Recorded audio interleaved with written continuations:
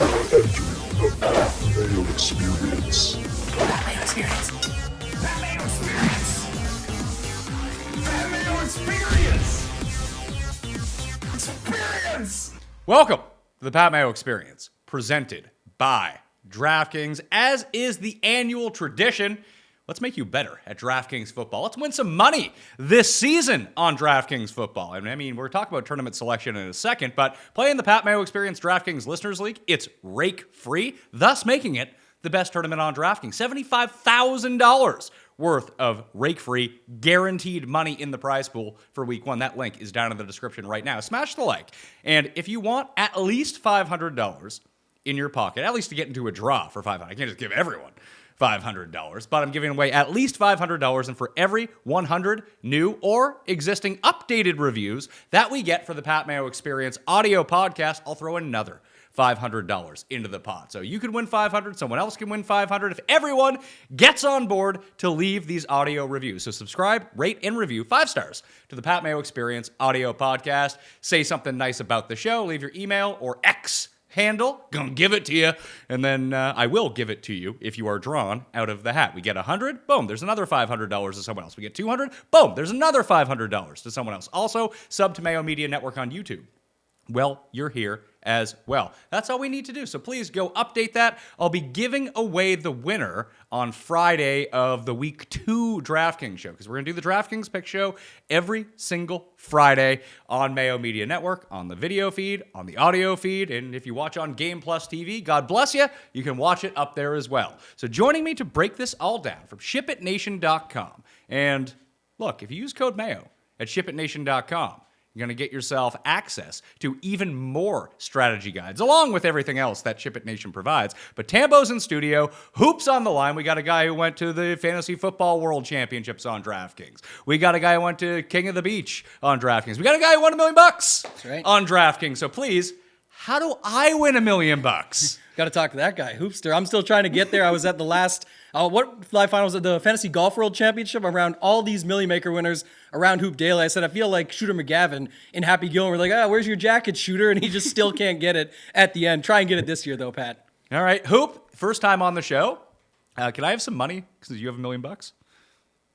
Yeah, I mean, big donation coming your way, that's for sure. Tambo, like, yeah, we're gonna get you that coat this year, man. Like that's the goal. You're gonna get that. You're gonna get that Million Maker. I feel very good about that. You're getting your way to the top. Yeah, it was a good season last year. We're excited, obviously, for NFL start. It's crazy. I mean, you look at it, we're 7-8 days away. My Lions facing the Chiefs. It's an exciting time. It doesn't seem like it should be that close, but we're right here, and it's very exciting time in this industry. This is what we all live for. It's going to be fun, and like you said, we're excited for the product we have at Ship It Nation. So ShipItNation.com, code Mayo. Once again, you guys have done some tutorials on different things. Like, we're going to hit on very general themes, including bankroll management, tournament selection, how to construct lineups, maybe single entry, 3 max, 20 max, and if you, God forbid, play in 150 lineups, what you should do in those scenarios. But you guys dive into it even more with like qualifiers, live finals, everything like that, right? Yeah, we did a course. We said, if we're going to talk about it, we need to be about it. We recorded. We've made fun of this all along, but it was going to be a thing. But Ship It Nation education. So Hoop and I actually jumped on, recorded a course. It's got everything from, everyone says trust the process. No one even has one to start with. That's the problem. So we're trying to make people better players. Our site is not just picks and plays. It's create your own process so you can make your own picks and plays and then win and not dupe 100 times with if Hoop and I win, you win, or something like that. So roster construction, live finals, and qualifiers, where I actually break down my King of the Beach, my Fantasy Football World Championship, and then we added a Showdown segment as well, which pairs really nicely with what you got going on, Pat, at Run the Sims, because that's a tool you can use to then take these thoughts and put it to application. Yeah, Justin Freeman's going to be joining us a little bit later on. Well, joining me a little bit later on to describe the new tools at runthesims.com. If you're familiar with runthesims.com, all the baseline stuff is still there, the best showdown generator there is, but now there's Sims on Sims. So whatever you think is going to happen in a game, you can adjust those scores and make your teams completely unique and then run 10,000 simulations, even against dummy teams in tournaments. If you are that skilled to be playing that many entries to try to win all the money on DK, Run the Sims has all the tools for you. Code Mayo will get you 10% off, and I highly recommend that you go to the video version of Justin and I's chat so he can show it up on the screen so you can visualize what the Run the Sims tools are for both daily fantasy, player props, betting, whatever it might be. It's just tools. No one's going to try to... It's not me being like, here are my picks. No. The computer's got you covered on that one. You hit on a key thing, though, Tambo. The process of what you want to do during a week. How do you make your selections? Can you just kind of explain that to me? Because I have none. Yeah, I think that's part of the key is going into the season knowing what you're doing. So you talked about last year, like I'm very grateful, and it takes a lot of luck to be able to get to these live finals and stuff. But part of my process starting the season is saying, okay, I'm going to attack these. Here's why. I like the payout structure of King of the Beach. I think it's very fair and balanced. It's a 5 max entry as opposed to some of these other live finals. Like when I was in New Orleans for the Fantasy Football World Championship, it's 10 max, more pros, all this stuff. It's tougher, but it's fun to get into, and there's bigger prizes, sure. But I think a lot of people go into the season and they say, I'm going to play $20 this week, and that's fine. If it's entertainment value, sure. But I'm saying if you're planning on, you're watching a show like this, I'm assuming you're pretty involved, you're going to be playing throughout the entire season, you should have a plan for what that looks like, what type of mindset you need to have going in, what type of strategy. You just mentioned it earlier. If it's going to be playing 3 max, 20 max, single entry, 150 max, whatever it might be, you need to sort of know what you're doing and set up for that when you're going in. So, Hoop, this happened to me last year. I had a really good season on DraftKings, the best year I've ever had. And I've probably been playing DraftKings now since 2013, 2014, whatever the first year was. I started playing DraftKings. They were like, Pat, you should play DraftKings. I was like, sure, I'll waste my money playing on DraftKings. But now I'm getting like talking to you every single week is really helping. Using the tools that Run the Sims is really helping. But Hoop, I won last year. I won like 20K last year. Now, obviously, you won more than that. How do you approach this season? Like, do I want to say, hey, I want to win 50K? Or do I just say, hey, I just want to win again? I don't want to lose $20,000, that kind of thing. Like, you won $1 million, or you're like, well, I need to win $2 million this year for it to be a good year. It can't work like that, can it? I hope it does. I really hope it works like that. Always looking to improve, that's for sure. Yeah, I mean, when you have success on DraftKings, you obviously want to build on it. And, you know, the thing is all the topics kind of come together. So you want to really say, okay, you know, if you made 20,000 last year, if you're somebody that made 1,000 last year, you know, how do I get that next step? How do I improve? How do I have a profitable season? The first step is you just want to have a profitable season. If you do well, you make money. That's the goal. If you're in this to do that, you know, how do you take a win and parlay it into something bigger? The one thing you don't want to do, obviously, is say, okay, I made $20,000 last year. I want to go ahead and put half of that in play week 1 because I'm feeling so confident about the research. Bankroll management always comes into play. You just don't want to overextend yourself right out of the gate. And that's something you can look at on a week-to-week basis. That's where I think a lot of people make huge mistakes. I've done it. We talked about it in the course that Tambo and myself did, where, man, you get that win in a week, you get that big win. Let's say you're someone that plays for $100 a week, you get that $20,000 win or $10,000 win. You don't want to vary away from how much you typically play on a weekly basis, because, man, it can go quick when you up your stakes. So, you know, as talking to somebody that won, you know, not only you, but anyone out there that had a good season last year, look to improve, but be very cautious with, you know, the amount of money that you play for on a weekly basis. You don't want to overextend yourself because it can go pretty quickly. Now, you know, we talk about the process. We talk about, you know, a bunch of different things. You need to determine what sort of player you're going to be. There are people that obviously, you know, wake up hungover Sunday morning and like, man, I don't give a shit. I just want some action. Just, I'm putting money down. I don't care. Here's what I do. Like Tambo said, people listening to this, you'd have to assume are more in it as hardcore players, people that are looking to improve their game, people that are looking to be profitable long-term. You know, the one piece of advice I definitely would give to anyone that had a good season or a good week, don't overextend yourself that next week or that next season. Look to refine some of your processes, look to, you know, improve your game, but you definitely just don't want to overextend yourself to try to get that big hit right away. That happened to me the first time I won a lot of money.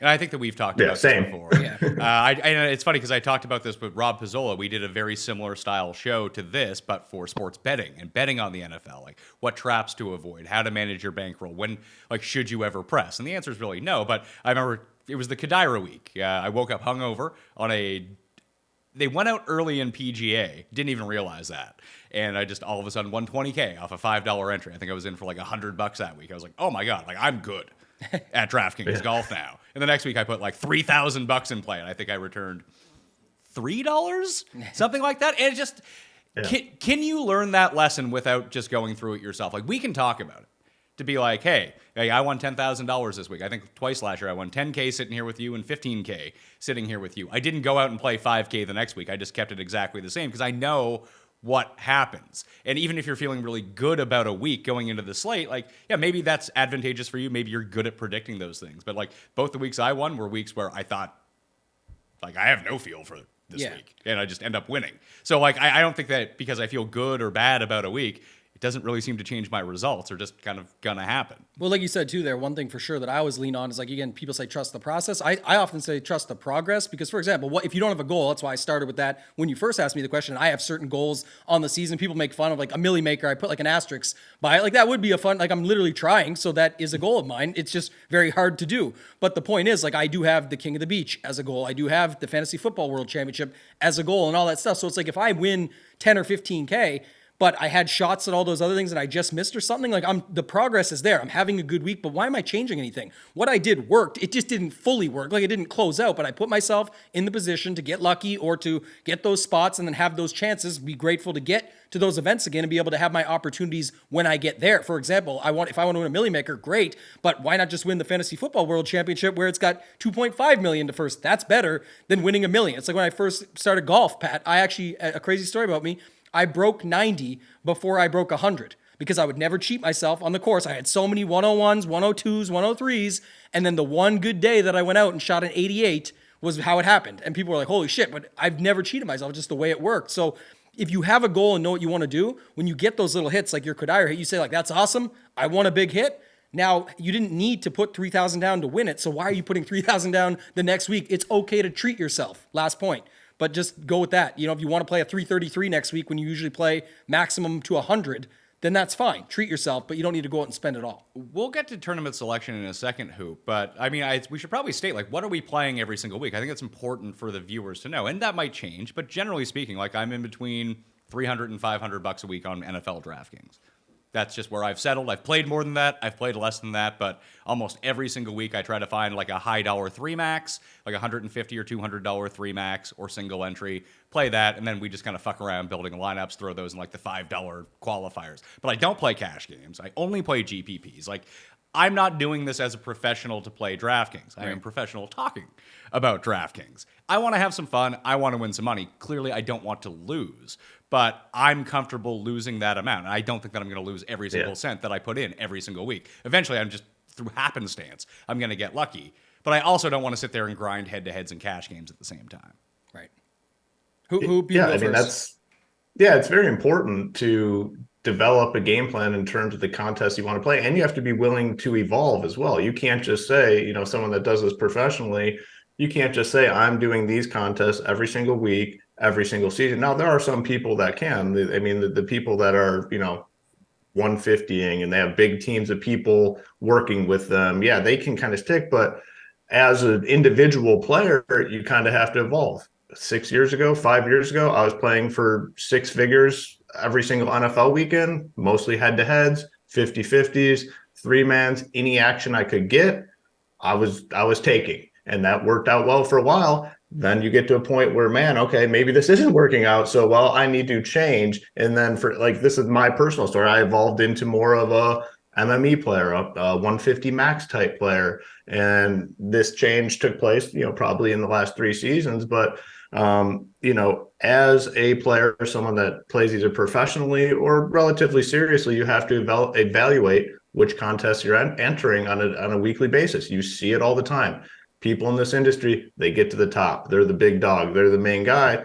Then they disappear out of nowhere. You're like, man, whatever happened to John 123 on DraftKings? He was always at the top of contests. Now I don't see him. Well, probably didn't take a step back and say, man, are these contests right for me? Should I be doing this on a daily basis? Do I need to change anything? It's very important to evolve. Don't just get stuck in your ways. Like, be willing to change the sort of player that you are. And this might happen on a season-to-season basis. Maybe, 1/3 way through the season, you're like, man, this isn't working out for me. We talk about it in PGA, DFS all the time, myself and Tambo, like, man, maybe you're better at Showdown. Don't focus so much on the classic slate. focus on the showdown. We hear it all the time in our Discord. Man, I can't hit these classic slates, but I'm crushing the showdown slates. Well, then just focus on the showdown slates. You don't have to be super heavy on the classic slates if you're seeing more success in the showdown. If you're somebody that dabbles in head-to-heads and 50-50s, but also in GPPs, and you're not getting the results in the GPPs, but you are having success in head-to-heads, 50-50s, double-ups, be willing to make that change and allocate more of your financial resources to head-to-heads, 50-50s, double-ups. It's very important to evolve as a player. Take a step back. I know it's hard to do. Take a step back and evaluate your game. Are you building lineups that are better for these sort of contests or these sort of contests? I think it's very important for everyone playing, as you go through the NFL season. How do you approach it? Yeah, similar. Actually, I'm glad that you brought that up because that's something I've changed, even in here talking to you during the golf shows and football shows last season, last season to this season. Bigger focus on, I used to always be the 150 maxer, MME, everything, and I still do. I love to do that, but I've changed it a little bit. A couple things. One, like Hoop said, use PGA as an example, but it works for NFL as well. NFL Showdown, which I'm sure we'll talk a little about, or you'll talk with Justin later. But the point is, like, that game is so fun, and I had great success with it last season. But the thing was, it's kind of like if you either got it or you don't. I know back in the day, you used to be able to play 500 plus lineups on DraftKings. Now it's limited to 150 for good reason. But I'm saying sometimes I will just play 75 and I've got it. Other nights I'll say, honestly, I don't know what's going on with this game. I believe in these two sets. In my head, it goes this way. I'm very, have conviction on it still. I go this way or this way. So I'll build 150 and go 75, 75. But on the main slates, Pat, more just talking through slates and learning about, I'm still learning as I go on, the game theory, the leverage, the correlation, what the rest of the field is doing. That really is better applied, I think, for at least for my brain, my bankroll, to play higher dollar, smaller fields. So what I've moved to, and this has worked well for me, is I've moved to a lot more, instead, let's say I'm playing $5,000 on NFL Sunday, instead of playing $3,000 in the $20 Millie Maker, being wasted right away on, there's a shot to win it, and I feel like I'm going in positive EV and good lineups and all this stuff. Then there's only $2,000 left behind to attack this other stuff. Now I'm putting more of my bankroll towards like a higher dollar 3 max or something like that, where I can still play, okay, this is like the good lineup with a GPP spin on. It's not just going to be all the highest owned cash plays. Gonna leverage the field this way, and then I get my lineup that I just think, or you and I build in here. Sometimes I've done this with golf where we're like, that's the Ryder Cup narrative team. And I'm like, that actually looks pretty good. And I'll play something like that because it still has a floor and a ceiling that I could see taking something down. But it's twofold, Pat, because not only do I think my game, again, talking about creating your own process and trusting it, well, that's what I do. So now I know how to apply it. But then also, what happens when I get to these live finals and I only have one entry? Or if I'm at the King of the Beach and I have 2 or 3, well, I've been focusing on 1 to 3 max. So now I have a better feel for how to attack what my overall goals are for the season 2 if or when I get there. So it works twofold. You mentioned Showdown. I'll be doing a show with Justin Freeman in conjunction with the opening night Thursday Night Football Lions at Chiefs game. And if you go to runthesims.com right now, obviously code Mayo gets you 10% off. But if you want to test out the Showdown simulator, if you just make a free account, sign up with an email, all of the tools for the first game of the season, the Showdown simulator, the simulations, the contest simulations, all completely free at runthesims.com until lock on Thursday for that Showdown slate. So if you do want to give it a test drive, test out the tools, see if you like it or not, runthesims.com. That'll be free for Thursday Night Football to kick off the season. Hey, maybe you'll win a whole bunch of money and get a sub. Yeah. That'd be the way to do it. You can go to chipitnation.com, code Mayo, and get yourself a sub as well. For me, I found, building lineups is a lot of fun. And it's not that I like to sit there and hand build 100 lineups, 150 lineups. I will use tools to do that for me. But I find it easier to do in golf than in football because there's, everyone's the same position in golf. Everyone has, here are the guys from the bottom that I can populate my lineup with. Here are the guys from the top. Here are the guys from the mid-tier. I can go stars and scrubs. I can go balance. I can go whatever. It's a bit different in football because I am looking for a bit more correlation with my lineups. And I've decided that, and we switched this before, we started doing the show 2 years ago, you and I. Yep. And about midway through the first year of doing it, I was like, I don't want to build 50 lineups. Hell, I don't even want to build 20 lineups for football. I'll build 10 as we're on the show as we kind of get a sense. And those are sort of like dummy lineups to throw in like the $5 or $3 just to get a sense of how I'm going to build. But I've had far more success. And you mentioned you can spend $3,000 in the $20 Millionaire Maker. And if your budget is $5,000 for the week, well, you get $2,000 to play. I mean, that's still a ton of money, obviously. It's 4 times what I'm playing on a weekly basis. But for you, I mean, you're giving up a lot of potential EV if you're just dumping it away in the Millie Maker. And I was doing that in, I think there was a $10 20 max and a $5 150 or whatever it is. I just stopped playing all those. And I focus more on these. Stop being so greedy, essentially. Yeah. And I started doing a lot better. Like that 150 max, I'm looking at 3 of them right now for week 1. And I always generally play the same one every single week. There's one with like 2,000 people, one with 1,500 people, and there's one with like 600 people. I just play the one with 600 people. Yeah. You can make mistakes in those tournaments. You don't need to be perfect. And you talk about like you want to be there at the end to get yourself into a position to get lucky. Well, that's how you're going to have to win a Millionaire Maker against, how many people is it? 1 million people? Something the crazy? The $5 one is nuts. Yeah, the $5 one with 1 million people in it. Like, you're not going to win that one. Yeah, well, yeah, that's the tough part. I think, honestly, if you're playing that one, I go back and forth with it, but I think you literally lock a quarterback. It's 1 million something people you have to beat. It's nuts. I think you just say, I'm going on this guy and all in. I know it's not what everybody will do. It's not the exact advice. I'm just saying I honestly feel like that. If you just want to burn up $750 for a shot, give yourself as many outs as possible for if you get the situation right. Or pick 2 game stacks and do 75 lineups of a game stack of this, 75 lineups of a game stack of that, and just throw it in. Hope you're right and go against the grain a little bit once you have all the tools and ownership and things that you can find to try and leverage up in a field that large. But Hoop, if you were trying to win money, what is the better solution to this? If you had $750 to play, and most people are probably going to play the 150, like giving the option in that $5 with 1 million people to try to win $1 million, or you can play in the 3 max power sweep, 150. Just play one lineup. That is 4,444 people, 100K up top. That's still too many people that I want to play against. Then you have the other 150 with 1,800 people. The other 150, the one that I am playing in, with 740 people. Then you have a 1,600 person $100. You have a $100 555. Now, obviously, you're not going to win $1 million if you win these, but 100K, 25K, 15K. I've realized so much more money in these tournaments, Hoop, for less money than trying to play that $5. Yeah, I mean, there's just so many arguments in favor of not playing the Millie Maker type contest and going to those other ones. I mean, I think the best example was the one that you kind of alluded to at first, where, man, it's like in order to win the Millie Maker stuff, you have to have everything right or do something crazy that no one else is doing. The week I won, I just overstacked the Lions and Seahawks game. No one else was, those guys were popular, but I just said, you know what, I'm playing 6 guys from that game. Most people kind of cap it.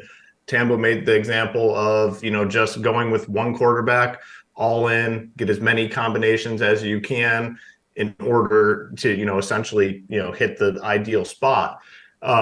In this smaller field contest, like, okay, if you're going to build 150 teams and you're going to put them in these contests with 300,000 people or 1 million people, is that right? This $5 one has 1 million people in it? Almost 1.1, I think, or something. It's huge. 1.1 million. So, yeah, I mean, you're just going to have the stone cold, probably optimal team on DraftKings.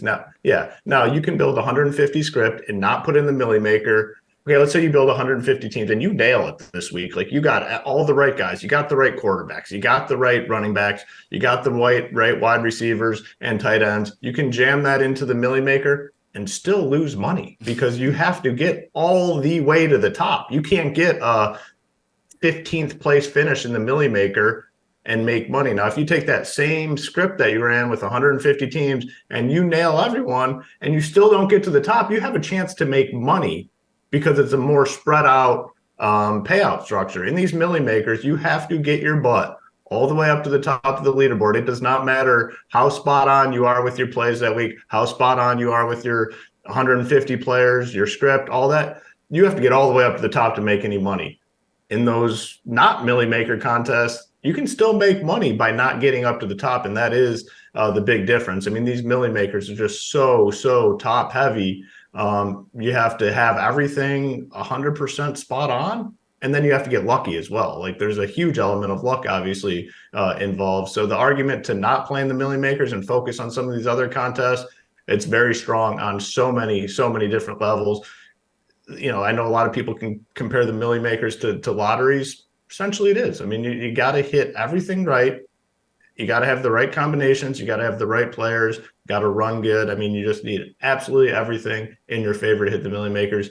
If you're, some people just don't give a shit. If you have a lot of money and you don't care, yeah, go for it. You might as well go for the top prize. But if you're somebody that's trying to make money week after week, season after season, depending on your bankroll, I mean, I'm assuming most people aren't firing $30,000 a week into NFL DFS. If you're in that range, 100 range, $1,000 range, like, yeah, look away from those things because, man, it's tough to consistently make money. The only way you're going to long-term make money on those things is to win it like I did last season. That honestly may have gotten me close to break even on Millie Makers because, man, those things are expensive. I did notice the moment I stopped doing that even my losing weeks were far more acceptable because I was able to recoup the money in one of the following weeks somewhere along. Like if you lose 2 straight weeks when you're playing so few lineups and you can get wiped out during a week. It sucks sitting there being like, oh, you have $457 in play. You are winning $0. It sucks. But 3 weeks later, you 4x your money. You're like, all right, I'm treading water. My ecosystem is still fine. I don't need to redeposit because I've been bankroll managing a little bit. But if we're going to play $100 a week, let's say, what do you think the optimal way to play that is? If you still want to have access to some of the larger prize pools, not necessarily $1 million. Would it be play like a $50 single entry, some of these like $10 three max, maybe the $9 slant? I don't know. Like what would you consider? Maybe not optimal, but if you had $100, how would you play it? Yeah, again, I think it always goes back to the same thing, though. Like, you have to factor in your goals. So if your goal is that's, I guess I just want to say one point on the previous thing that ties into this as well, because you have to alleviate yourself of the FOMO, Pat. That's what ends up happening where people are like, oh, but what if these lineups would have won the millie this week? Well, did they? Did they ever win you the millie yet? Probably not. And like Hoop said, if you have the bankroll for it, then I get going after it. Or if you're switching gears from Hoop, who's playing high six figures, playing 6 figures in high stakes cash games and then dropping down to saying, okay, 3,000 in the millie, that still feels acceptable when you don't have as much at play, and so be it. And he just attacks it that way. But he's been playing a long time at the highest level, very successful, and has the bankroll for it. For most people, though, they're like, oh, but what if it would have won the $5 millie and they could have put it in something else that would have given them more chances to win the money? So one thing I will say, Pat, it's hard to gauge out. Like we just talked about a lot of the contest selection. Say, okay, everything we just said applies to that. If you only have $100, don't go play 5 $20 millie maker teams unless your goal is just to say, I'm just going to blow $100 every week. I have this money for the season. Let's call it $1,800. The 18 weeks, I'm going to play 100 a week, and I'm going to play it like this. I know people that do that, friends that just say, I'm throwing a few in. I'm making them, as you always say, like on the shitter builds. They throw them together. I've got other people that I know in this DFS space and industry that still only play $100 a week, but they say, I'm playing the $100 single entry every week. Some weeks I'll just double my money and get a min cash. Other weeks I'll make a run at it, whatever. And weeks I lose, oh well, it's the same $100, but at least I had a shot. Maybe they throw 120 because they still throw it in because they can't alleviate themselves of that FOMO. Well, it should be 145 because you should be maxing out the Pat Mayo experience. DraftKings that is open correct. Every single week. It's rake-free money. But here's an example. Like, these would be the tournaments that I would probably be trying to go to if I was playing $100 a week hoop. I'm looking at there's a $15,000 screen pass that has a $15 entry. There's 1,100 people in that contest. There's another 3 max for $15 that has 5,800 people in it. I know old me would look at that and say, man, the $15 one that has almost 6,000 people in it, first prize is $10,000. I can win $10,000 playing that contest. And if I play the shitty little one with only 1,100, it's $1,500. But you're so much better playing the one that has 1,200 people in it over the one that has 6,000 people in it if you want to win money week after week, right? Yeah, I mean, the one thing I always say to people, because this is a question that comes up a ton. Like, all right, I'm playing for X amount of money. How should I allocate those resources? And for the sake of this conversation, we're just kind of talking GPPs. Now, obviously, if you're someone that plays cash and GPPs, you're going to want to allocate some to the head-to-heads and 50-50s, and then some to GPPs. Now, if you're just taking $100 and you're going on DraftKings, the one thing I always tell people, look for contests where you can come close to maxing it out. Okay. So, if you're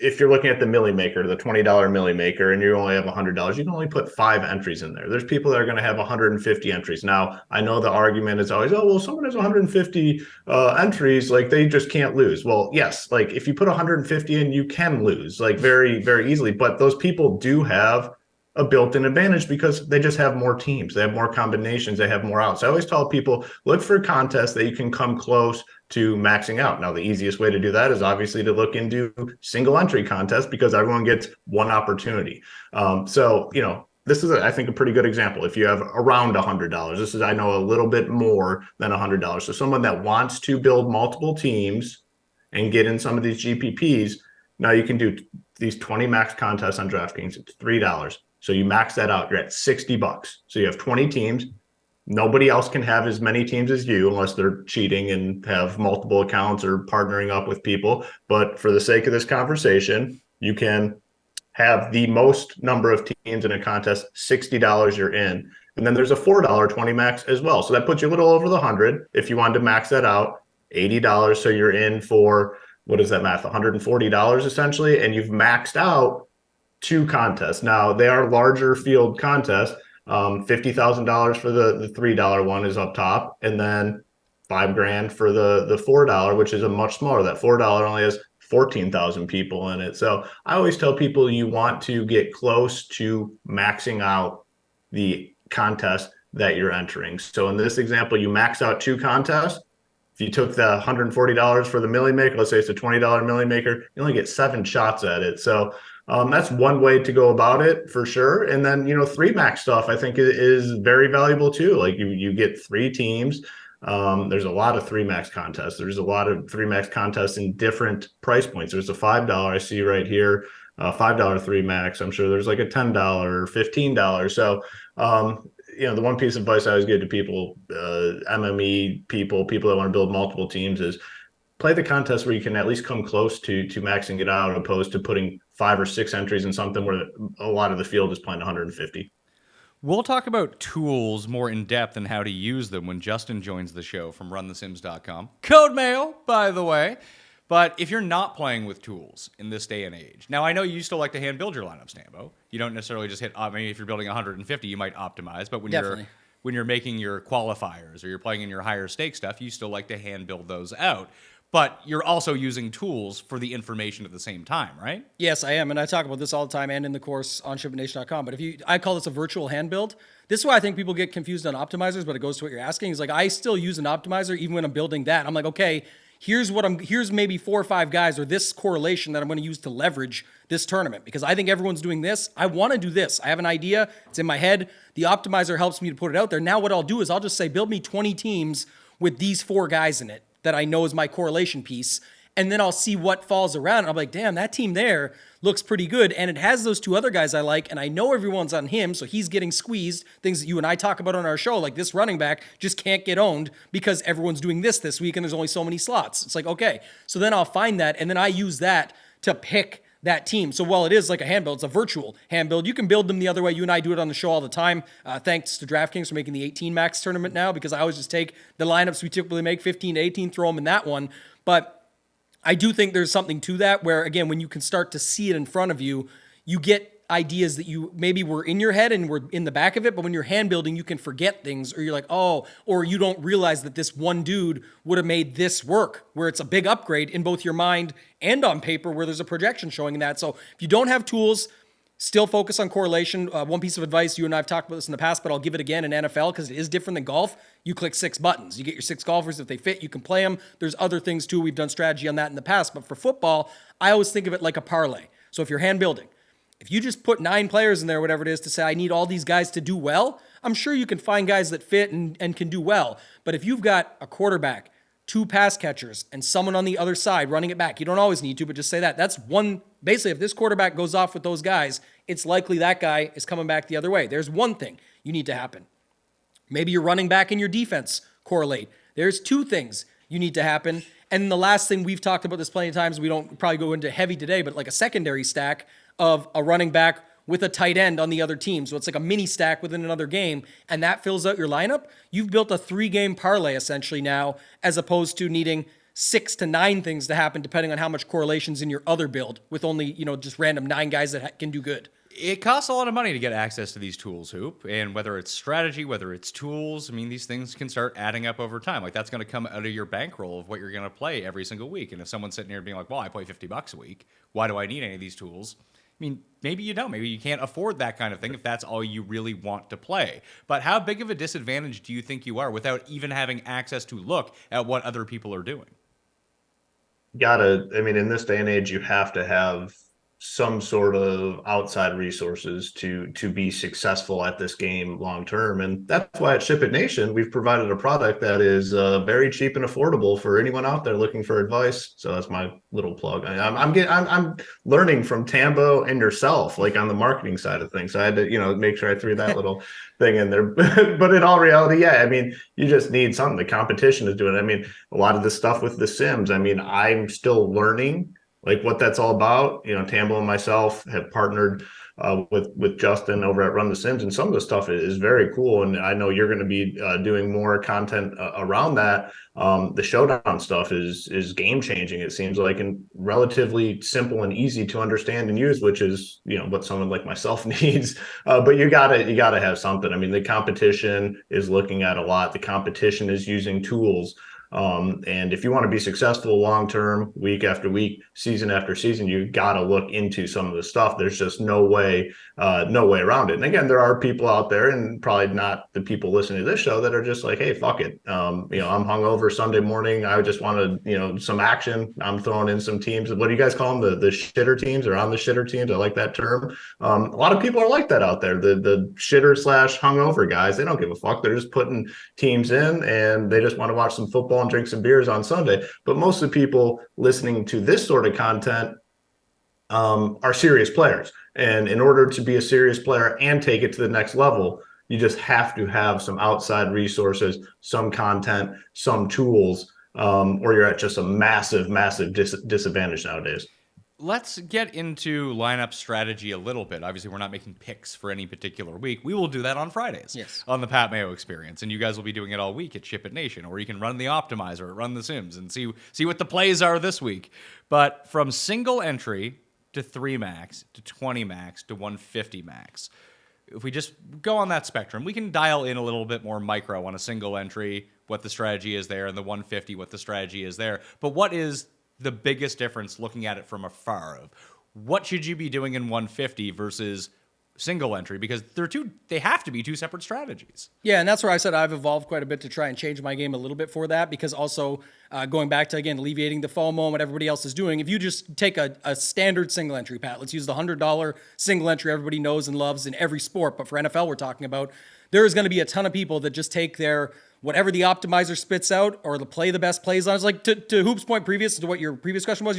I think it was Yoda Cow, who's one of the best in the world, if not the best, and Levitan. He was on a pod with him and said, if you don't have projections going into Sunday, and that's for NBA, mind you, but he said just unregister. That's what I would do. His answer was like to the question, hilarious, but it was like, I would just unregister because you're just dead, he's saying, in that sport. Now, NFL, a little bit different. You can make things work and correlation, leverage and all that, but in single entry versus the other, Pat, so many people are just going to say, okay, I listened, I got those projections you said, this says it's the best lineup. So what happens in the single entry is all the ownership from the ownership projections, which you should also have, now gets steamed up even further to bigger numbers, which then means certain players, and you and I talk about this in the Friday shows, and use Run the Sims for this to see some of these plays we'll say are, when we say they're over-owned or we're looking for leverage, we're looking for someone who is coming in at a lower ownership that projects to be in the optimal lineups more often. And the opposite of that being over-owned is when we say, okay, this guy's coming in at 30%, or 25%, he's probably pushing 30% plus in these single entries. He's going to be over-owned because he doesn't just get more optimal specifically because of that. So you have to look at it from that perspective. But that can be a change in the game. So what ends up happening, Pat, in these single entries, I'm now looking to say, okay, the field's doing this. I can go against it with different players or stacks, which you and I talk about. But I also look at it from the system of like, okay, if everyone's paying up at running back this week, what does it look like if I pay down at running back? And maybe someone's just too good to overlook, but maybe my other running back spot and my flex, I pay down for running backs to get me better receivers when everyone's on the cheapies waiting for a wide receiver 3 to hit the nuts. And you've got all wide receiver 1s on these teams that are mid-tier price or upper price. So in single entry, I'm alleviating the FOMO completely. I'm looking to get off what just all the best plays together are and maybe take some of those, correlate them correctly, and then find other stuff to go about it or a way to get different in that versus in 150 max, you have way more opportunities to spread things out. You can do things a little bit differently and get more access within those. So an example I'll use from week 1, Hoop, is someone like Michael Wilson. He's the min at receiver. He's going to be starting for the Arizona Cardinals in a game where they're like 7-point dogs. Lord knows who's playing quarterback for them. I do not know that at this point. I don't think they know that at this point, still 10 days out from Sunday. But I could see throwing him into GPP mixes. Would I want to play that guy in a single entry? I mean, probably not. I think so. The cheap wide receivers are the easiest, kind of like the cheap golfers, honestly. The popular cheap PGA golfers are typically spots to avoid. You know, everyone, if on 100 typical PGA week, full field event, and a guy in the 6K range is going to be 20%, probably a good spot to maybe look elsewhere. Same, I think, can be applied for cheap wide receivers on DraftKings, because if these cheap wide receivers, their ownership gets up there, I mean, a lot has to go right for them to really, really hurt you. And, you know, that's something that I look to, because there's so many other guys. There's so many other cheap wide receivers at much lower ownership. So if in the single entry contest, if there's one single cheap wide receiver that is going to, with probably a shitty quarterback, I'm assuming it's going to be a dirt ball thrown into him, it's an easy spot to avoid if you're building one lineup. Now, one question I get a lot, and I know I'm sure you guys do as well, in single entry contests, people are like, well, man, I really like this guy, whoever it is, Christian McCaffrey, but he's going to be 40% owned, so I have to pivot elsewhere. And I don't think that necessarily is the case. Like, if you like somebody in single entry and they're going to be popular, they have a stable role, you don't need to avoid them, but the rest of your lineup needs to look a little bit different than what the field's going to look like. And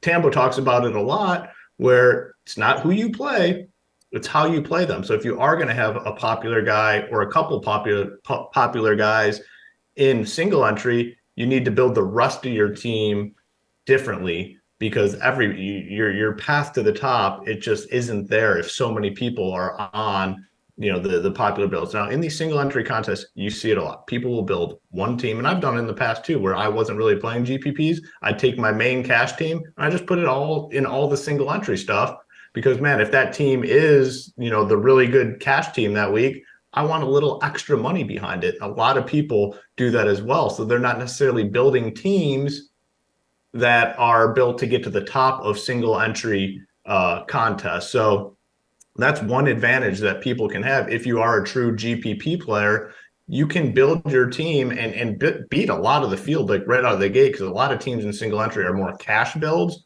opposed to GPP builds. But on the other side of that as well, if you like some popular plays, you don't necessarily have to just immediately hop off them because they're going to be popular, but you just need to be very cautious with what you do with the rest of your team. But to answer your question about the cheap wide receivers, any cheap wide receiver that's going to be popular in single entry, I think you make a pivot elsewhere.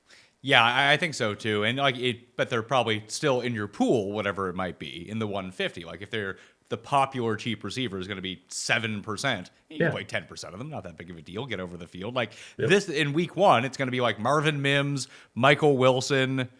Maybe Zay Flowers is another one that's going to end up popping up. Just guys that Josh Downs, who might be starting for the Colts at $3,100. Like guys that and week one is really the most pronounced. You're probably going to see this. But if this crops up during the season, like all of a sudden, Jerry Jeudy comes back, it's week 5, and all of a sudden he gets hurt. And then Marvin Mims is still the min price, and now he's a starting receiver on the Broncos. It's not the same as a cheap running back who's going to be the starter. Right. Because he's going to get touches. He's going to get volume. You have no idea where that target share is going. There's too many different variables in between. It could be a great play, obviously, but the bust rate on these cheap wide receivers is so much higher than the bust rate on these injury fill-in running backs who are going to get 15 touches. Like, they might not produce, but they're going to get their 15 touches. You don't know that Marvin Mims is just randomly going to get the 12 targets that Jerry Jeudy was going to see. He might get 5, and therefore he's probably going to be useless in that situation. I did like what you said, Hoop, about making the pivots off a, let's say, chalkier, higher-owned player. And I think that's a lot different in like giant GPPs versus small field GPPs versus 3-max single entry versus 150. And this is the example that I wanted to use. You might say like, oh, like I need to completely go off the rails here if I have a really chalky team. But in single entry, I don't think it needs to be that complicated. Like here's an example. You have $6,500 left for a receiver in week 1. And your team is kind of chalky, you're off the beaten path like a little bit, but you don't want to have exactly the same plays as someone. Chris Olave is going to be popular in week 1 at $6,500. Calvin Ridley is not going to be super popular at $6,500, mainly because Chris Olave is the one getting all the ownership. Just play Ridley over Olave. Make it that easy. Yeah. Now your team's different. And I think that's fine. I mean, just again, you can do that easily all the time, but I think there's more levels to it. Like that's where I think people make mistakes, or why I think people are like, oh, it was that easy. Like they don't think about it. So example, you said it earlier, but I'll use even Arizona from last year though. Greg Dortch. How many weeks did you and I talk about him to end the season? He's the cheap wide receiver. He makes perfect sense. But guess who kept it? Like all of a sudden Trey McBride would be in the lineup. He's an Arizona tight end. And what made sense, Pat, is we know these cheap wide receivers bust.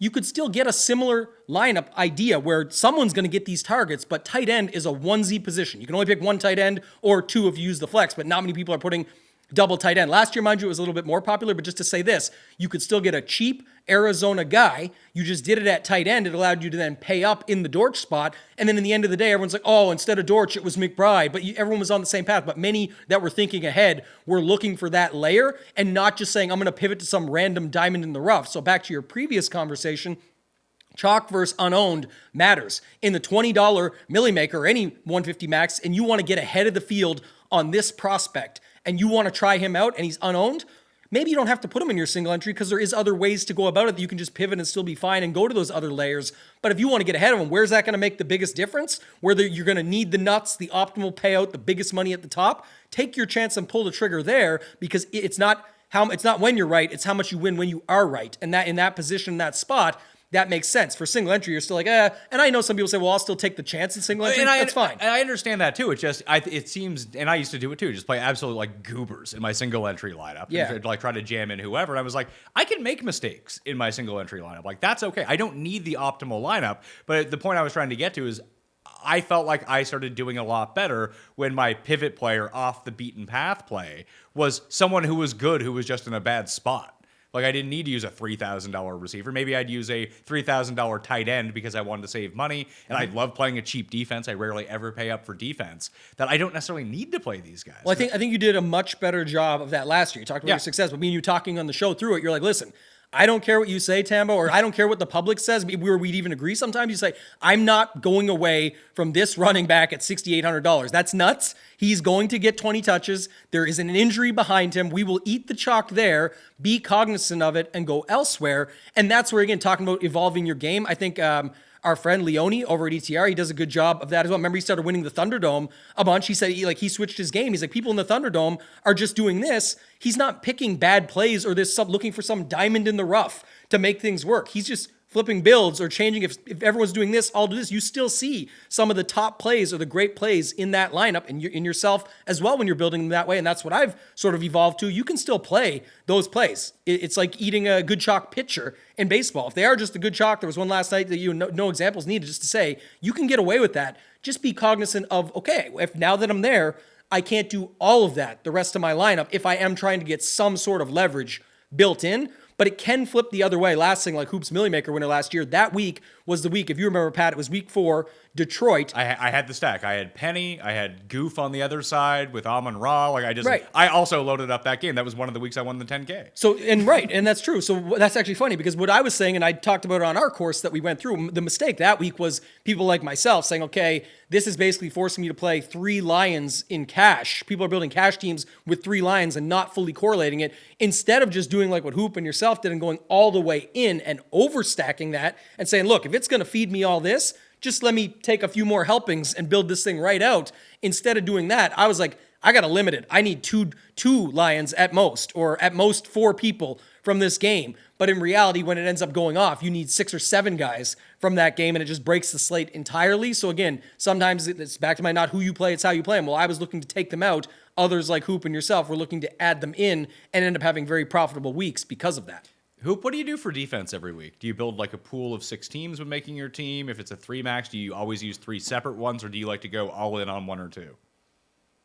Yeah, so we talked about it in the education piece. For 150 early on, when I started getting into the 150 game and doing it weekly, like I would really hone in on certain defenses. Like, man, if this, like, I really like this defense, I want 40% of this defense. They're in such a slam dunk spot. Then over time, you realize it's just such a the variance at defense is just so high that it doesn't make sense to do it that way. So I kind of pivoted to I don't give a shit who I play at defense. Like, just whatever I get. Now I do make some adjustments if it's, a crappy defense going against the Chiefs and then the optimizer is giving me 30%. Yeah, I don't want that. I obviously don't want that. So I'll make some manual adjustments, but I am not picky at all with who I play at defense. Now, even down to single entry or three max, I think just the long-term profitable strategy at defense is just get the hell out of the position as cheap as possible. Like, don't make adjustments to your core players or your main lineup to get a different defense. I just don't think it makes sense. I don't think it's the profitable strategy long-term. And man, you really kick yourself in the butt too. Like, if you change your team to get to a certain defense and they put up a goose egg,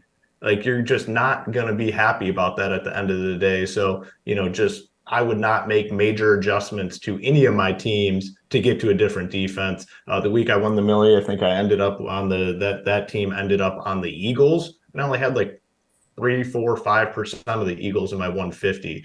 Just not a important position at all. Highly variant, and I just don't think you really need to spend a lot of time on it. Get out, if you're hand building, get out of the position as cheap as possible and move on.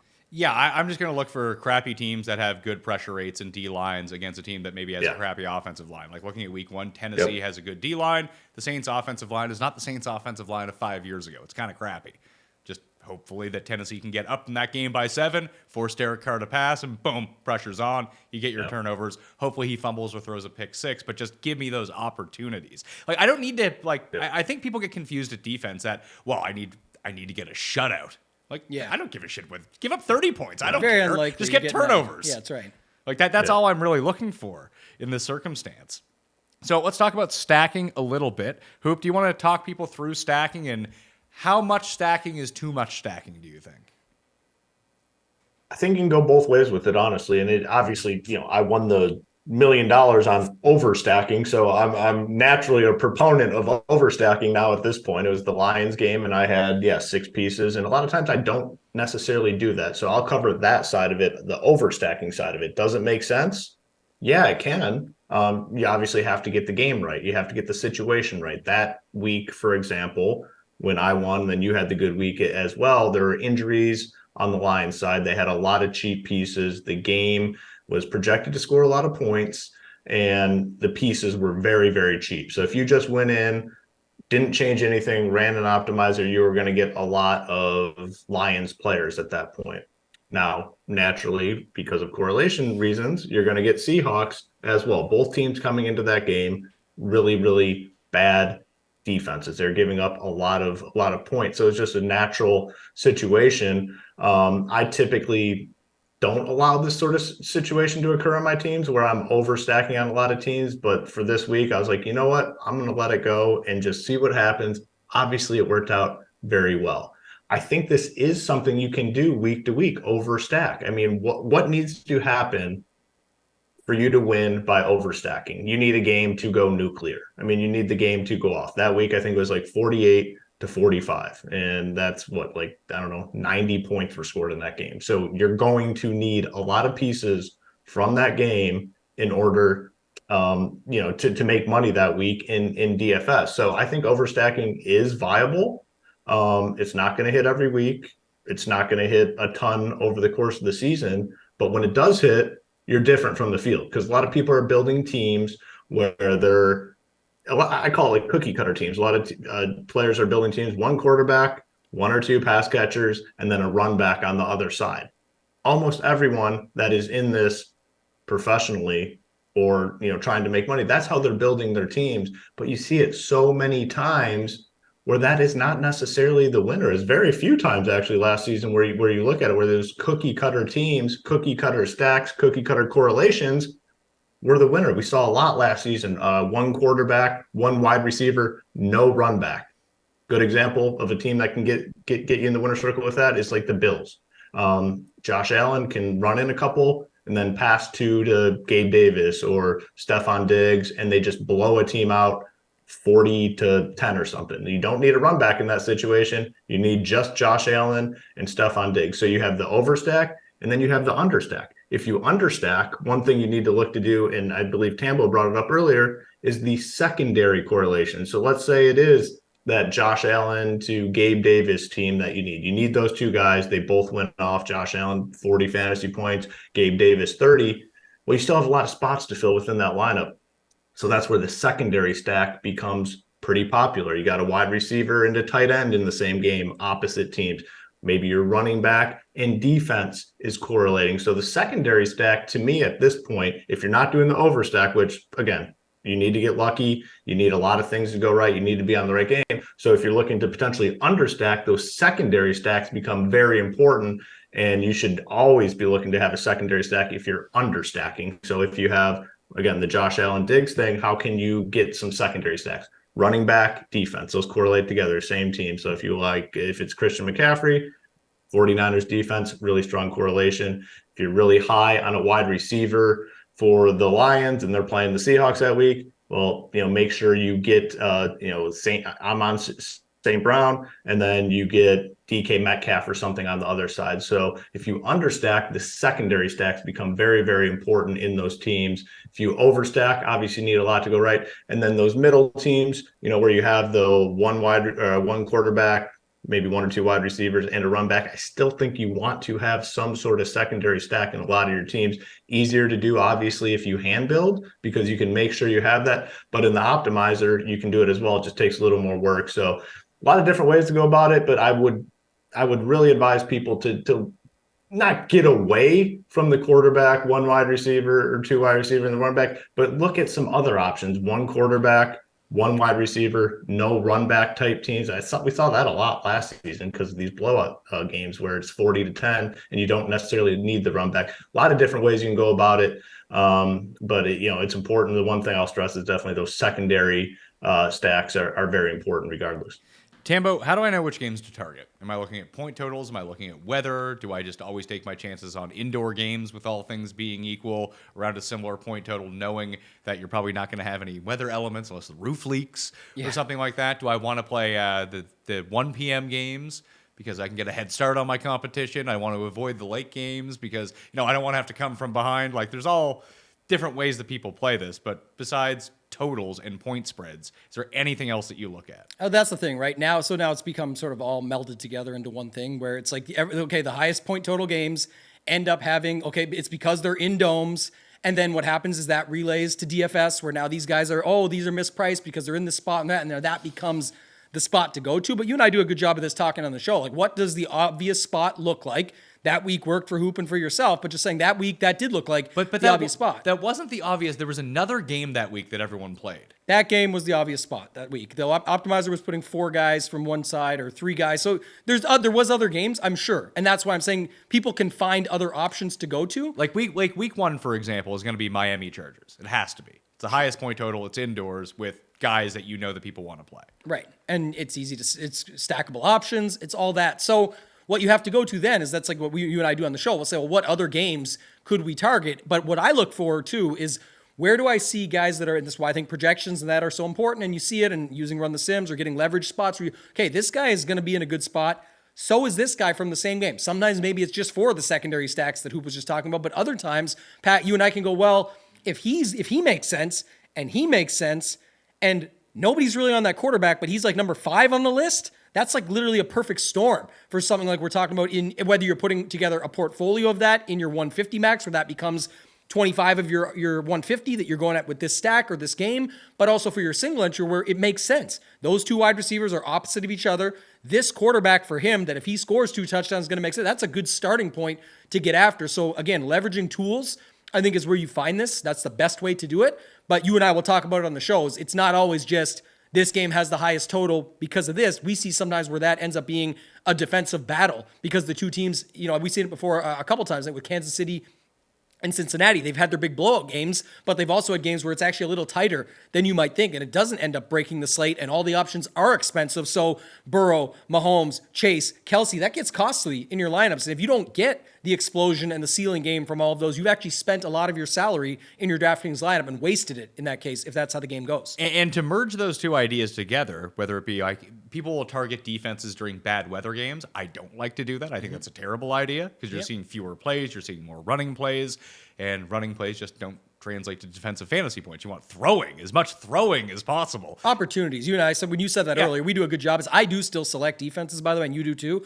where we say, what are 5 or 6 that we're targeting? Make that our pool. And we're still letting it fly after that, like maybe capping it at 20% and letting them fall in where they may. But we've also done a good job of targeting what is maybe not. And I fade the defense chalk a lot because, to Hoop's point, it kind of could be anything. I'll still target 6 or 7 teams to be my defenses, but I'm likely not on the chalk defense because it is so random. And also, Pat, you've said it before, with opportunities, so-and-so backup quarterback, third string is in. Everyone's like, oh, grab the defense against him. He's going to get crushed. Guess what? They don't give a shit what their third string quarterback can do, so they're going to make it very easy for him just to get checkdowns, handoffs, just get us through the game, versus when it's like, oh, prospect number 2 or 3 is coming in.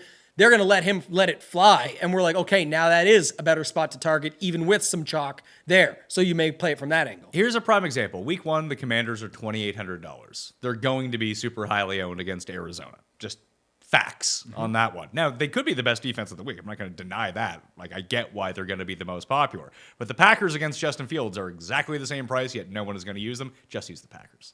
Yeah. It's fucking defense. It is defense. And it's like you said, that's the other thing, is like people are thinking automatic shutout or automatic opportunities. If, Washington comes through with 8 to 10, you're probably pretty happy. That's solid. But if you're going all in on that, or if you're getting so overweight on that and it doesn't work out, and you didn't have any other outs to the top or opportunities, there is going to be defenses that likely score 15 plus that will end up on those winning lineups at the top. Yeah, you could even drop down and use the Rams at $2,700. I mean, I hear they still have Aaron Donald on their team. Maybe Geno's not as good. The Titans against New Orleans, bad offensive line against a good defensive line, $2,600. The Browns against Cincinnati, is Burrow banged up? Like, you can make these cases. I mean, the Packers against Chicago may be a bit of a different story, because you want Fields throwing. The more Fields can throw, although he takes a ton of sacks at the same time, even on those designed runs that get credited. He also just racks up 40 a week, so it's like, that won't matter if you can get those opportunities. Yeah, but, it's but honestly, I don't care how many points my defense gives. It doesn't matter. If they gave up 60 points, well, I'm probably not going to win that week anyway, because I definitely didn't stack the team against my defense that scored 60 points. What's the old Jameis Winston one when he played for the Saints or whatever? Or it was the Bucks. I can't remember what team he was on at that time. It was the Bucks. We throw 3 touchdowns a game, but also 3 INTs, and 2 of them were for pick sixes. Yeah. It's like that still racks up, and you still need that defense even against your quarterback for that matter.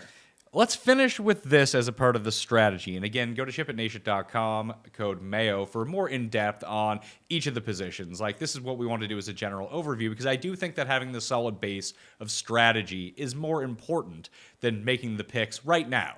Because you can make the best picks in the world and have no idea how to put them together and just lose every single week. So I want to end with expectations. You're probably not going to win, is the first thing I'm going to throw out there. Is you can look at all the picks. It still takes an incredible amount of luck, an incredible amount of discipline. And if you don't have, if you have bad practices, like the weeks that I would make great picks, like I talked about, but I was just donking my money away in a $5 for $150 or whatever. Like, that's not great. I'm hurting my overall profit and trying to be sustainable every single week. Now, what do you think is a good expectation on a weekly basis? Like, if I get wiped out the first 4 weeks, like return $0 off the $400 I put in, do I need to change my process? Because, it's 4 weeks, a very small sample of maybe I'm right, maybe I'm wrong. Now, it's showing me that probably I'm wrong. I need to change it up a little bit. But, how do you approach that? Like, how do you know when you're right, when you're wrong, even when you don't win or you do win? Like, I'm sure you've won money with terrible picks before, and you've lost money when you were probably right before. Yeah, it's because it's not about the picks. That's the key. Exactly that. We do all our picks and play shows, and I love them, and it's important, but we're also talking heavily about application, process, game theory, how we're using it against. In the end, what I'm saying is it doesn't come down to did you get the pick right as much as, like in betting, you need to get the pick right. In DFS, it could be, like I said, how did you frame your lineup up? Where did you go and what others didn't? But I talk about it a lot in my course, and we've talked about it plenty, and this is what your expectation should be, is if you get out what you put in. You're going up against guys, I'm not even at the highest level of this. I just take this very seriously, but I'm reviewing for 2 to 3 hours on a Monday. I'm doing a review show that you can come watch for free this season. It's always been something I've done in the past, but I am putting a lot of time in going back so I can find out, Pat, is it the process? Was it bad contest selection? Did I just get unlucky? Is there things? And am I playing good? Because I know if I continue to play good, I'm going to be in more of those spots where I can have a chance to get lucky. And you only really need to do it 1 or 2 times a season. In NFL, 1 time. You got to get right 1 time in NFL, and where you win all the money for the week and you're probably up for the season. If I win 150K, 200K, 300K, $1 million, something like that, I'm way up for what I'm playing 5 to 10K a week is 180 grand at stake on the season, but there's money coming back. That's with Showdown slates and everything. I'm saying if I win 150K, I'm pretty much free rolling my season now and then go up from there. That's me. It's not the same for everybody, but if you win 10K, you're probably up. And now but going back to then you're not just jamming it in because you won it and be happy you got that. Continue to play. What if the 10K was when there was 50K up top and you got screwed over 40K from first to second by a last minute play? Well, you still won 10K. Trust the progress. You have a process. It's clearly good. It's getting you in these places. But if you're not putting the time in, again, you're just not going to get much out of it. Anybody who's watching this course is probably on the right path. That's where, like I said, at our course, it's 4 hours. We're not saying everyone's going to do that, but you do get the course for free. Use promo code Mayo. Like you said, when you sign up, we go deep dive into all of these segments to give you more in depth of just the baseline stuff that you need to get started. And then what are those layers that I've talked about and ideas and concepts that you can use to apply? But I'm putting everything into this, and that's what it's all about. And I think if you got to, if you want to have that happen weekly, you have to be reviewing what happened from the week before. Hoop, how do you manage your expectations? And what do you see from people in the Discord, people who've been subs before? Like, what do you tell them should be their expectations? Like, well, I won $1 million. Oh, you win $1 million too. Like, that seems unreasonable. Yeah. Yep. I love the word expectation because I'm not a big quote person, but I saw this quote, I don't know, maybe 20 years ago, and I just love it. And it's expect nothing and you'll never be disappointed. So keep your expectations low, regardless of how confident you are. You could be, and you've said it a couple times on the show, the weeks that you feel the most confident, I can attest to this as well, the weeks you get absolutely fucking dusted. Like you think you're on top of the world, you got everything spot on. You've nailed the analysis all week. You got the teams that are going to win. I've had that feeling so many times in multiple DFS boards. What does that turn into? You end up playing for a little bit more money. And then before you know, at the end of the week, it's like, man, I just got my ass kicked because I thought I was the man and I knew more than everyone. And it's just simply not the case. So important to keep your expectations in check. Like, this is very hard. It's not easy. The number of people that are profitable doing this long-term, very, very low. Very low number of people are profitable doing this long-term. So it's always very important to keep your expectations in check. Don't expect to win every week. Don't expect to win half the weeks. I mean, it's very hard to do. Now that kind of rolls into what you guys talked about, where you have to make your wins pay off. And by that, I mean, when you do get that win, and if you're grinding hard and you're putting the work in, using the right tools, yes, you will have chances to win. When you do get that win, make it pay off. And what I mean by that is, we've talked about it multiple times just on this show. If you are someone that plays for $400 or $500 a week, you win 10 grand. Don't all of a sudden go play for 3 grand the next week or 4 grand the next week. Yes, I believe Tambo said it. Treat yourself a little bit. Yeah, play for a little bit more, but go from 400 to 600, not from 400 to 4,000. That money will disappear super quickly. You need to put yourself in the situation where your wins last, where your wins pay off. And then obviously this all comes back into, bankroll management, how you handle those wins, what you do with it moving forward. But yeah, honestly though, the most important piece of advice is keep your expectations in check. Like, don't expect to win. It's a hard game. It really is, but it needs to be fun. And the best way to keep it fun is to keep your finances in check.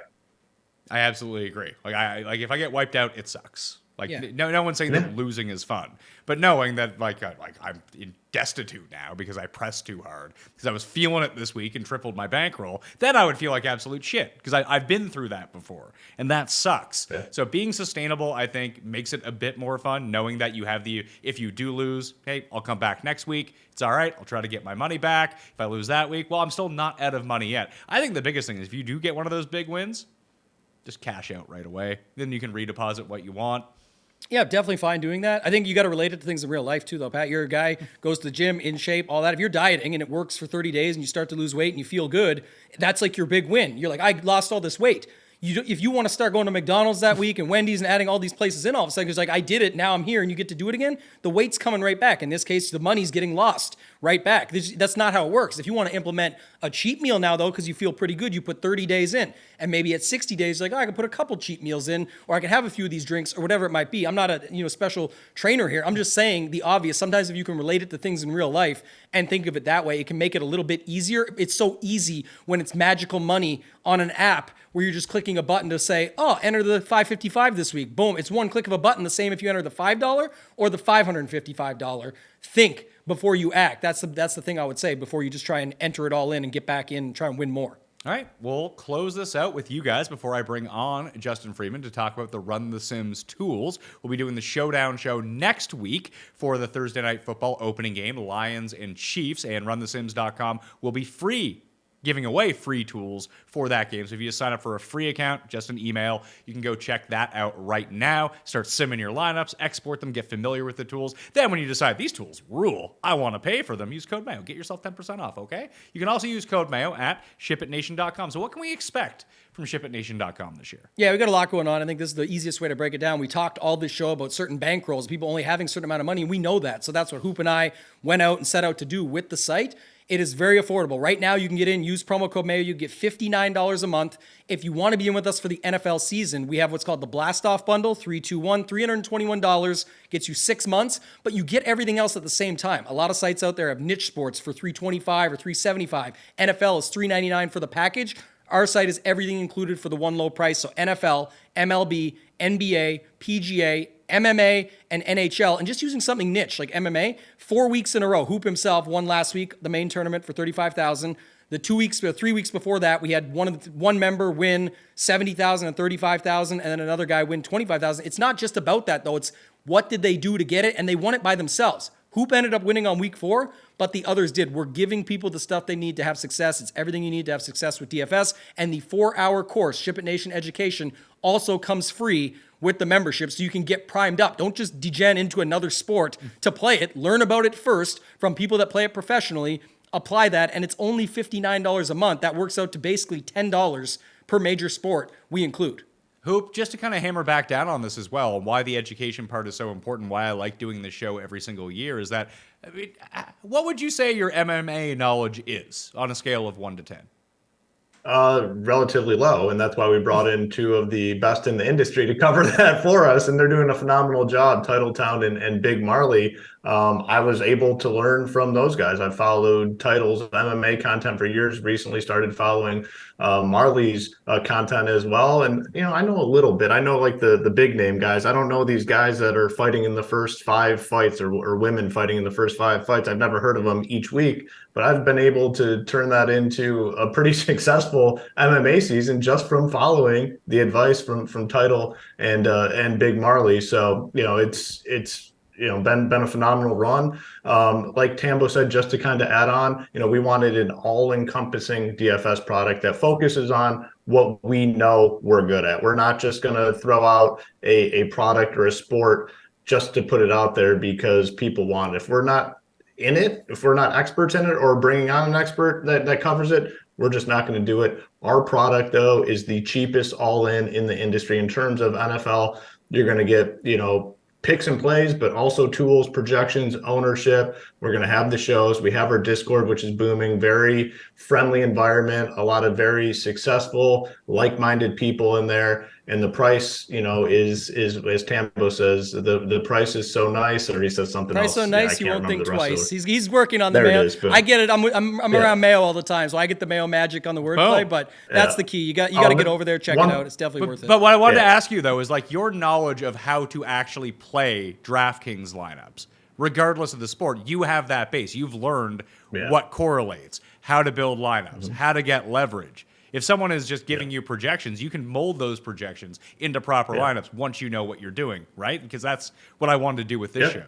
Yes, and that's why we said absolutely. the course is the off piece of that, because even though the course is the NFL edition, the entire introduction and the process portion can be applied to any sport. A lot of the roster construction segment, not who you play, it's how you play them. Cash versus GPP, game theory, correlation, leverage. That's not just for NFL. We tied it to that because that's the most popular sport and upcoming, but you can apply this to a lot of other sports. That's why you see me, Pat. Like, how do you win at NASCAR? How do you win at this other sport? Like, what, you're just playing this randomly now? Now you're doing baseball? You're at the NBA Live final? What happened?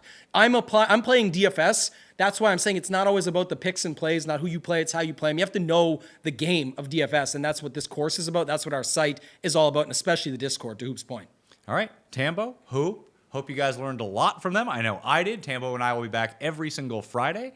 on Mayo Media Network and the Pat Mayo Experience audio podcast, making our picks and going through the strategy, talking it all through for each of the NFL slates this season. If you want $500 to do that, get yourself in the draw. Subscribe to the Mayo Media Network on YouTube. That one's a given, but even if you've done it before, you can get yourself back in the draw. Subscribe, rate, review, 5 stars, make up something nice even if you hate this show, and leave your Twitter handle or email in the review for the audio podcast. And in the week 2 DraftKings show, we'll be giving away $500. We get 100 new reviews. Boom, there's another $500 in the draw. So go out and do it. We'll help the community that way, give some money back. But stay tuned because I got Justin Freeman from runthesims.com coming up to talk you through how to use these tools to best leverage yourself for the DraftKings season. Justin Freeman from runthesims.com is joining me right now. There are new tools, and we're going to talk about why tools is something you need for NFL DFS. I'm also, if you've already watched it, I've done a show with Tambo and Hoop about the strategy behind it, but like, how do you make your picks? What tools are important to construct your lineups to help you try to win money? And Justin, you've built the tools, anything you need over at Run the Sims, right? I don't know about that, but we are coming a long ways. We've made a lot of progress since we put this thing together 2 years ago, Pat. This is our 3rd NFL season coming up this year, and tools get a little bit better every year, a little bit sharper behind the curtain, a little easier user experience on the front end. So everybody seems to be pretty happy with the direction we're heading in, and I'm one of those folks. Yeah, of course. Code Mayo gets you 10% off at runthesims.com, in case you were wondering. But let's jump into the tools right now because I want to kind of show them off and how to use them, like the standard optimizer. You have the projection system. You have the rangefinder player by player. And then you have the super new tool that's coming up this season as well. So let's walk it through. Like baseline, I want to make some lineups this week. What do I do, Justin?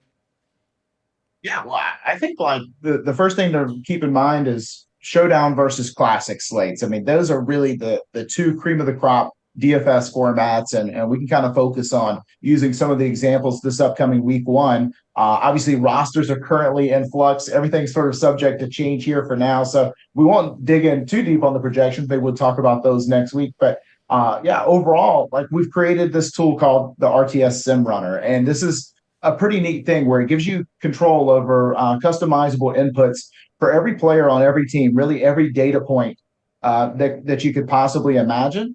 And then we run simulations play by play through every game 10,000 times, or at least that used to be the case. And now we've ratcheted up that computing ability by quite a bit. So now even on our Showdown slates, that number is more like 50,000 times that you'll have access to. And essentially what we're going to do is find the best possible lineups that we can give to you. And the Showdown is one of those games where obviously we want to play large field showdown contests. They're extraordinarily top heavy. If you're not first, you're last, truly, when it comes to Showdown. We want to find ways that we can reduce our duplicates. But overall, we want to make high quality lineups. And so we've made that hopefully as easy as possible, like literally a click of the button away. So you just click Run the Sims, and then all of a sudden you're going to get a screen that looks a lot like this, which is custom lineups based on the inputs of your simulations. And so in this case, we ran 50,000 lineups. And you see that the top lineup here on the board appeared 166 times. And we can kind of look through and get some data points about this particular lineup. Obviously, injury flags across the board, but like say Kadarius Toney, who's a little bit iffy for week 1. We'll get some more information next week. But you can kind of see here, like how many projected points does this lineup score? What's the ownership for this lineup looking like? Is it highly owned, low or low owned? What does that mean in terms of predicted duplication? So like this lineup, pops 166 times out of 50,000, but it's going to be duped by quite a bit. So is that enough to offset? So we've given you quite a bit of information to be able to build Showdown lineups really like easily with the click of a button. You just click download CSV and you toss them right into DraftKings. It couldn't be much easier than that.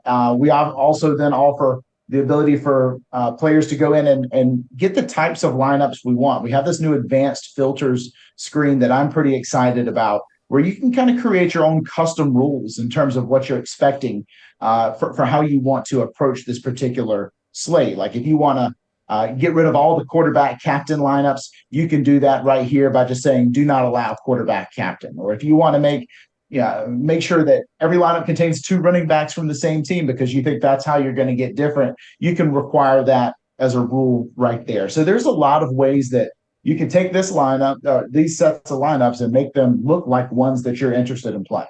So we are going to break down the Thursday Night Football Showdown contest, me and you, sometime next week. And I should let people know at runthesims.com right now, if you make a free account, just an email, you will have the Showdown Thursday Night Football opening game tools available to you. You do not have to pay for that one. So, trial by error. You go in, test it out, see if you like runthesims.com enough to go do it, and those tools will be available for you right now. If you're listening to the audio version of the show, I highly recommend that you go switch to the video version up on the Mayo Media Network YouTube page so you can see all of this on the screen as sort of a walkthrough. But we'll cover more Showdown strategy in depth a little bit more on that show. Let's switch over to the classic slate and the tools that we can use for that when constructing our lineups. I talked a lot with Tambo and Hoop about how I'm kind of out of the business of playing 50 lineups, 150 lineups. I'm just going to try to make like 5 really good lineups a week, maybe 3, playing some 3-max, some single entries. That's where I had all of my success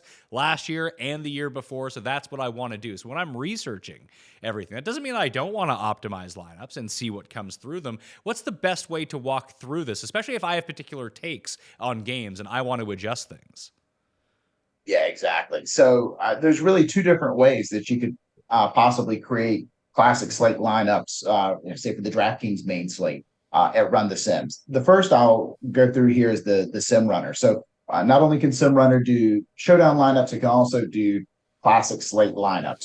And Sim Runner allows you to be able to create your own custom projections sort of on the fly. And you'll see the default values that we have here. We've got every game sort of loaded across the top. We can dive into any one of these if we have a particular take. One conversation that people are having right now is possibly around the backfield in Chicago. So why don't we just flick into this Green Bay Chicago game, and you'll see that we can amend all of these different values for all the players for Green Bay. I can scroll down and do the same thing for Chicago. And so I tend to believe that Khalil Herbert is the number 1 running back in this particular offense, but would it surprise anyone if Roshan Johnson or Deontay Foreman walked away with the lead?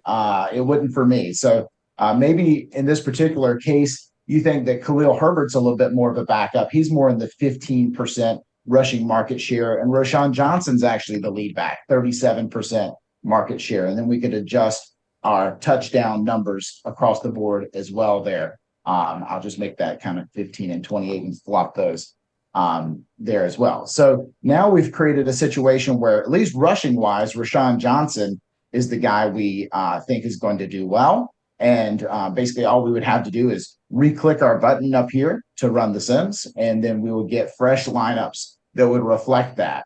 And, when you get to, once you click Run the Sims button, you'll get a screen that looks a lot like this. It's basically a summary of every player in the player pool compared to how often what their sort of projected ownership looks like and how optimal they are in your lineup. So you can make decisions sort of on an individual basis and say, well, it looks like Justin Jefferson may be a smidge overowned. Maybe he's not a guy I want to play. Javonte Williams showing a little bit of value there. Maybe he's a guy I want to force in. So if you're hand building, that's a great tool for you. Or you can just go straight to the custom lineup screen and be able to view all the lineups that were created. And you can kind of see here, here's a lineup with Trevor Lawrence in it. It's a naked Trevor Lawrence lineup, and it's got a bunch of Broncos. And so it's sort of sorted here currently by projected points, and those Broncos are all looking like values. And so you can go in and screen through and filter through those lineups and sort of see what populates towards the top. And we can talk through some strategies a little bit later about how to really dig in and get the types of lineups you want to out of Sim Runner. But that's one of the 2 different ways that you can make the lineups, and the other is the classic optimums. Yeah, so the thing I really like about this screen, too, if you just click over to your projections, I like to go in and kind of fudge around with everything. And this is how I started creating my rankings last year, which were far more accurate for the first time ever.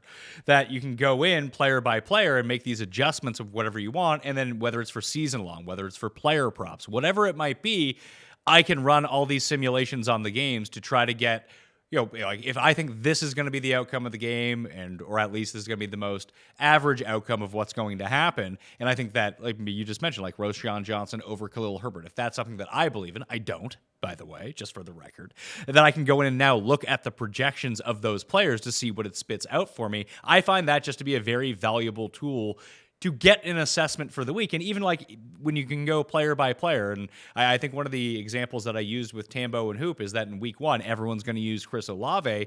Calvin Ridley is exactly the same price, but at far more depressed ownership. That if I can go in and look at the player projections for each of them, or even use the rangefinder of how many times Ridley is going to outscore Olave, that maybe that's just a pivot I'll blindly make because their projection actually turns out to be quite similar, or potentially hugely off, but I can go do all that research myself now. Exactly right. Yeah. And so that's what I love about these tools is that it can give you an answer to the test if that's really what you want. But more than anything, it will help you identify sort of where the strengths and weaknesses lie with any player or with any lineup, and being able to isolate sort of where those fragile situations exist and sort of how that sausage is made. And being able to look behind the curtain, I think, is extremely helpful to build the right types of lineups, especially if you are a hand builder. I don't think this is a tool just for 150 max type players. I think you're getting a lot of data points here to help you make that like subjectively objective decision, even when you're building by hand. Can you bring up the rangefinder for a second? Because I love using this tool to help me make my decisions, because I can see the downside, I can see the upside, and I can just very easily go player by player or 2 player by 2 player, whatever it might be. Let's see. Can you bring up Ridley versus Olave week 1?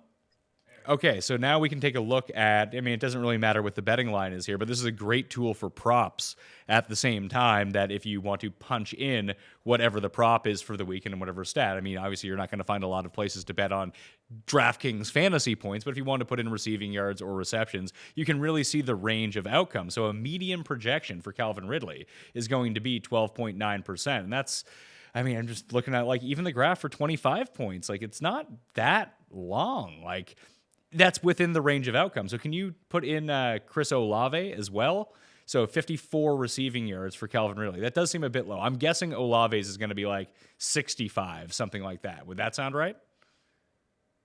Wow, 78 for us. And I'm bullish there on Olave. And I think part of that is, just to talk a little football for a second, that Olave is really locked into a role that we know is like super, super legit, with not a ton of other options existing in that offense. Whereas the Jags, like it's so feasible for a player to just go missing for an extended period of time when you have 3 pretty good receivers and a tight end and a running back who catches a lot of passes as well.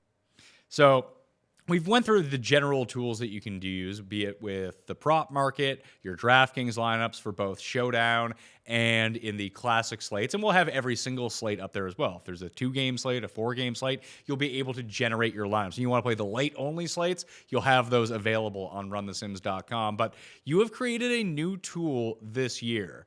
And I'm still trying to wrap my mind around it, but it is a separate product from it costs more money to use this product, right?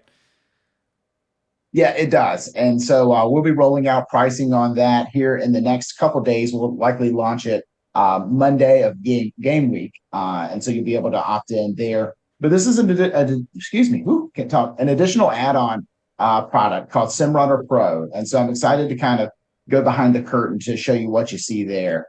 And essentially, let me just sort of explain what's happening here. We take those, in this particular case, we ran 50,000 simulations of a Showdown slate, Lions at Chiefs, and we got 50,000 lineups that could have won a DraftKings contest. Of course, several of them were duplicated, and that's information we use to sort of help us out. And so what we do with SimRunner Pro is we say, hey, what if the lineups that we just created just so happen to represent the field that we were playing in?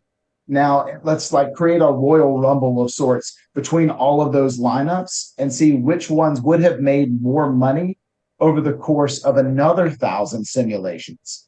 And so we take all those lineups and throw them in the ring together and just figure out after each simulation, how much money did they make in a GPP? And then so we're returning each lineup with a positive or negative EV value associated with it. So let's just talk about this top lineup on the screen. It's a Patrick Mahomes lineup with his kicker, with 3 pass catchers, and Khalif Raymond, the only Lion. And you see the salary is $47,300.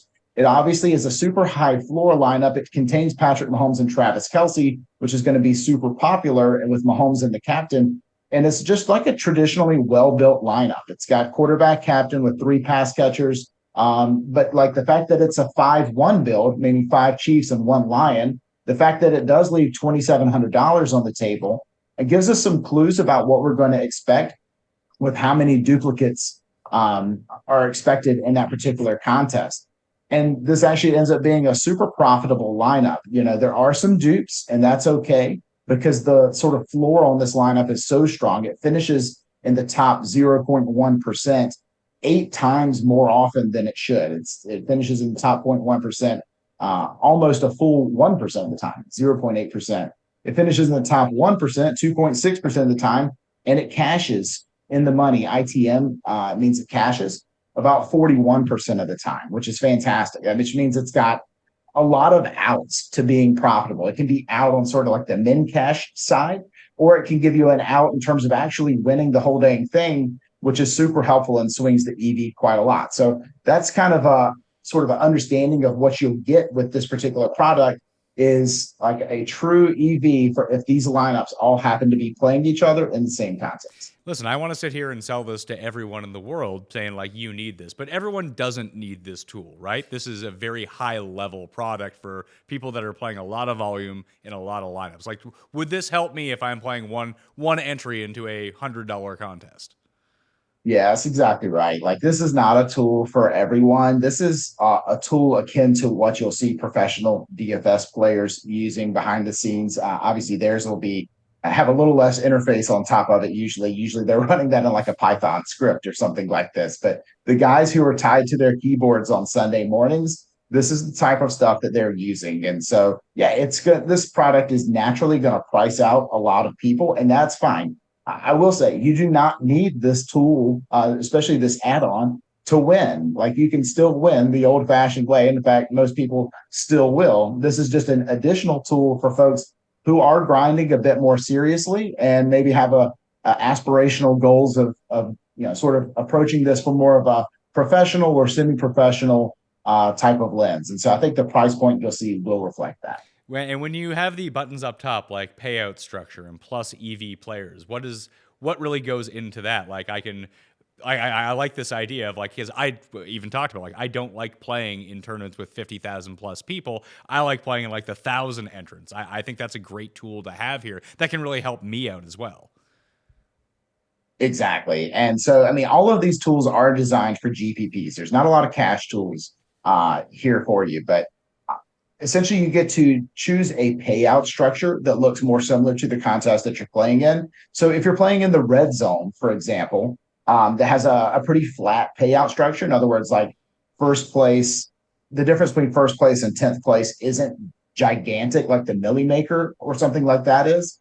You can sort of choose a field size that matches what you're looking for. And so you'll see that the sort of top heavy tiered down nature is less dramatic between, say, like that top 0.1% and even the sort of second 0.2% type outcomes. So yeah, you can sort of match this up with the type of contest you're interested in playing, because sometimes, like, if you're in a pretty flat payout structure, you don't need to go like super off the board. Like, we want the lineups that do have a good high floor, but also have a really direct path towards winning. So it just helps you to get a balance, sort of a balance there. When it comes to advanced settings, like we have these pretty locked in at this point, and just sort of gives you a taste of some of the things that we're looking at adding here throughout the course of the season. Where basically, I mentioned that all of the lineups that we create are pitted against one another, but we will eventually offer an option that allows you to match sort of the expected ownership of a particular contest. And so there's lots of different advanced settings that we'll get into later. And again, like, if you're listening to this and you're like, what? I don't even know what any of these words mean, then it's probably not the product for you. Like I said, this is for a sort of a more really intense type of DFS player. And then the plus EV players list gives you if you're sort of looking at hand building, this is about as clear of a way as you could possibly look at it, where you say, like, most players are going to be minus EV because they have to at least overcome a rake in order to be plus EV. And so we really only have maybe a dozen players there on this list that look like they are still positive EV. And so it helps return an EV calculation on every player on the slate, which is super helpful. And even on the classic slates, that helps you dig in and identify who are key players that we want to be able to build in. Okay, so we're going to dig in more to the Thursday night football game, Detroit and Kansas City, on the pick show for that, and we'll try to use some of these simulations to help create a lineup. But I just want to say thanks for doing all of these fantastic tools. And I think that, the market was getting very competitive, and I think that the Run the Sims tools not only offer what other people are offering, but way more now as well. Yeah, exactly. So I think we have something for every price point for type of player. We've got a lot of stuff that's still free on our site. A lot of ways that you can gain a lot of edges with literally no cost. And then we have a lot of products as well that are right in that sweet spot of where we think is competitive. And then we've added this on top too for that really serious type of player. So I think we do have something for everyone. And I hope everyone will come join us this year. There's lots of great ways to get involved. We've got a Discord that loves to kind of talk through the plays of the week, identify those prop bets and that sort of thing. That's no cost as well. So hop on in there, guys. All right, runthesims.com. You can use code Mayo right now to go get yourself 10% off. The Showdown tools will be free for the Thursday night football game to open the season. Then they go behind the paywall. So if you do want to test them out, go to runthesims.com right now and create a free account. Thanks to Justin for being on the show. You can follow him at Justin Freeman 18 on Twitter and get into that Discord. Lots happening on the Run the Sims Discord. At least it has been. It was pretty spicy during spring football season too this year. Can't imagine the kind of hype it's going to have for this NFL season. So come join the community at runthesims.com, code Mayo. All right, smash the like while you're here, sub to the channel, and that will do it for us. I'm Pat Mayo. I'll see you next time. That Mayo experience! Experience!